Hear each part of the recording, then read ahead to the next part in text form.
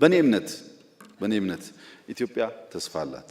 ምንም ጥርጥር የለውም። ኢትዮጵያ ትበለጽጋለች። ይሄን የምልበት ምክንያት ግምት፣ ፉከራ አይደለም። በጣም አቅሟ አላት።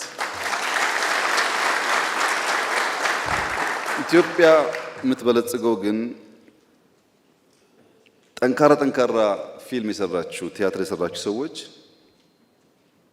የአንድ ሰዓት ፊልም የአንድ ሰዓት ቲያትር ለማሳየት ስንት ሌሊት እንቅልፍ እንዳጣችሁ እንደሰረዛችሁ እንደደለዛችሁ አስታውሱ። ዝም ብሎ የሚያምር ነገር አይፈጠርም። መከራ አብሮት አለ። ያንን መከራ ለመቀበል ዝግጁ ከሆነን ያንን ችግር ለመቀበል ዝግጁ ከሆነን ምንም ጥርጥር የለውም ይቀየራል።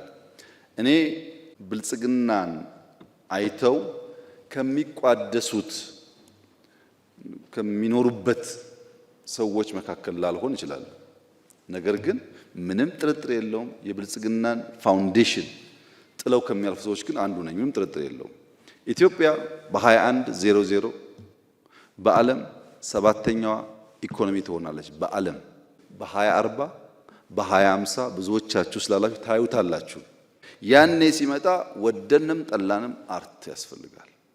ምክንያቱም ገንዘቡ አለ፣ አዳራሹ አለ፣ ፌስቲቫል ያስፈልጋል፣ ከተለያየ ሀገር እየጋበዙ ማሳየት ያስፈልጋል።